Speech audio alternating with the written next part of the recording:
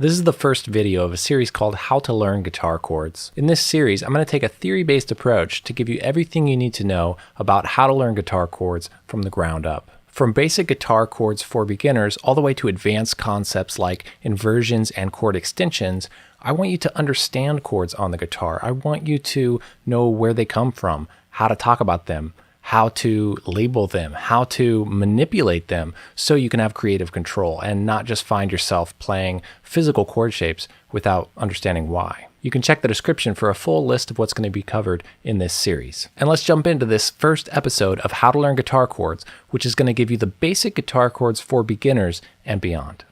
All right, the first thing I want you to notice here is that it's just the alphabet. Straight up, we have A, B, C, D, E, F, G.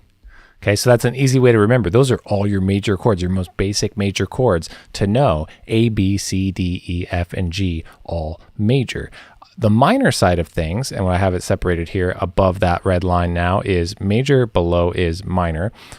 These are also A, B, C, D, E, F, and G, some kind of A, some kind of B, some kind of C. And why I say that is because we have a C sharp, we have a G sharp, and we have an F sharp there. So it does change a little bit for what the basic chords are, but you have 7 each, 7 major and 7 minor, and they're all connected to some kind of A, some kind of B, C, D, E, F, and G.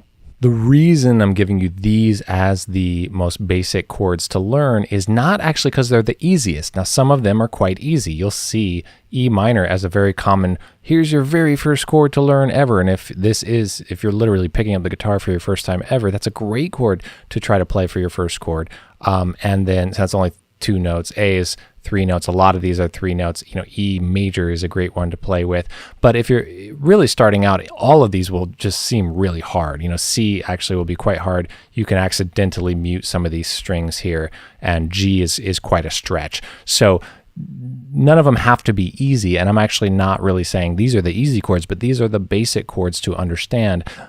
This line here is a bar, which means you're putting your finger all along those strings and playing this note and this note with the same finger. These are notoriously hard. These bar chords are very hard. People really grapple with them, and I'm throwing these out there as basic chords for beginners and basic chords for everyone to know really well, because the sooner the better that you start grappling with them. When you try one of these bar chords, for example, this F, what might happen is that, say, this one, less so this top one, but either of those will just not make a sound. You just won't be able to be putting the pressure down to get them, and you're getting buzzing and it's ugly and all that stuff. So take it easy, don't push it for too long, but start trying to wrap your fingers around these shapes.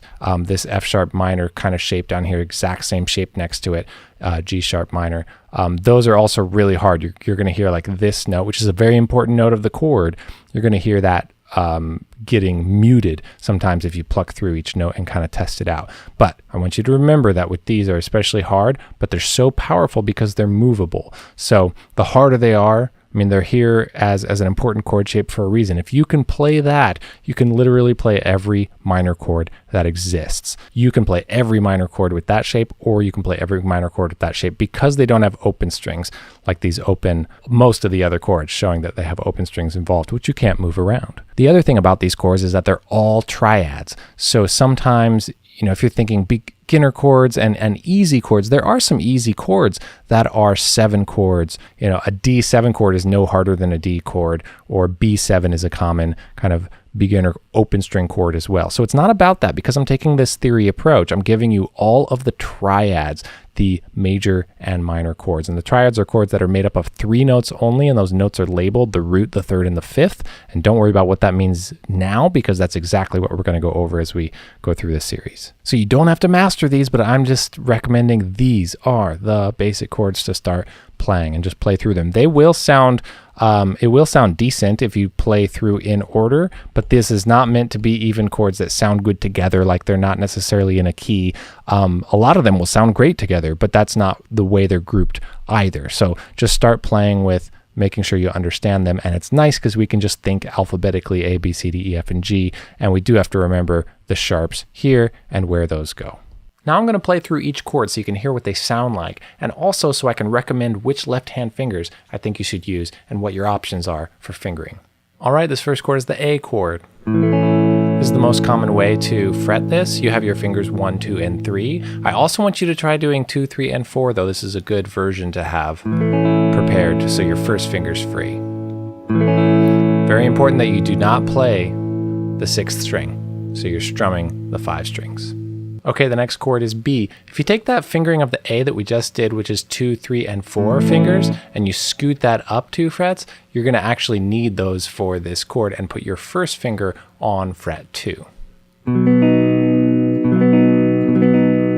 An alternative fingering for this is to flatten your 3rd finger on strings 4, 3, and 2, and keep your first finger on the root of the chord, which is that 2nd fret. In this chord, you're not playing the 6th string and you're not playing the 1st string, just the middle 4 strings. The next chord is C, one of the most common chords of all time on the guitar. Not necessarily easy though, because you can still accidentally mute strings. We're not playing the 6th string, you're playing the top 5 strings, and I just want you to use your first 3 fingers and keep your pinky free on this one. D is the next chord, also using your fingers 1, 2, and 3 and keeping your pinky free. You can also try doing this with your first finger free and fingers 2, 3, and 4. That's a great way to practice it as well. E is the next chord. The first way to do this is with fingers 1, 2, and 3 and your pinky free, all 6 strings, and then I want you to also do this with these 3 fingers because of the next chord. So the next chord is F, and you're going to scoot those 3 fingers up, fingers 2, 3, and 4, and put your first finger down, covering all 6 strings because it needs to hit this bottom string as well as the highest string up here. And that's what a bar is when you're playing multiple notes with the same finger. This is the same chord as E, just moved.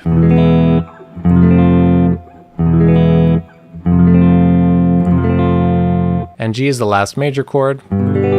Just play as written from the diagram, and you're going, I'd like you to have your pinky on the top note instead of your 3rd finger on the top note.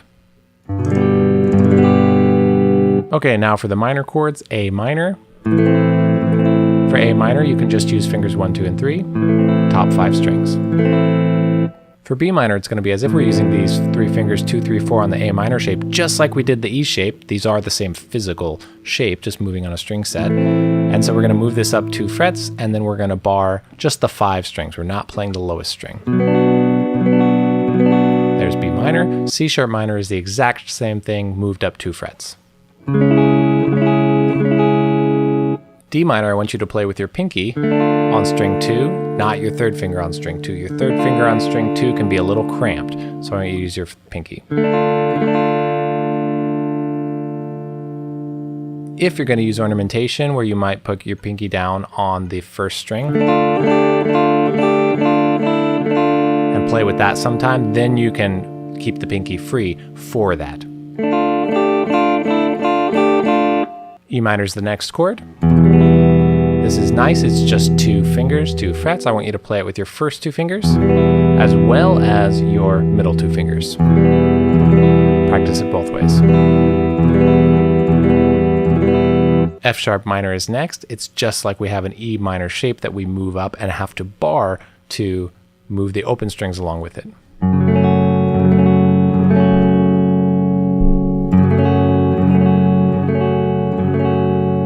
And G sharp minor is the last chord, same exact shape, up 2 frets.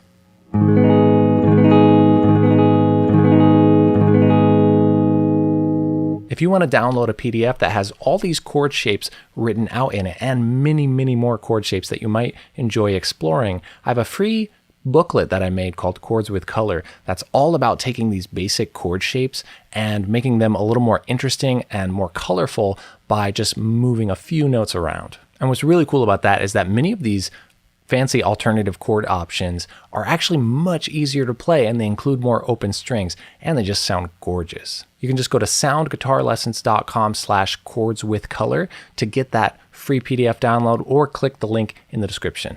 And that's it for this first episode in the series called How to Learn Guitar Chords. In the next episode, we're going to talk about where chords come from so we can start adding labels to these notes that exist in the chords and expanding our vocabulary and our control even further. So I'll see you in the next lesson, and happy practicing.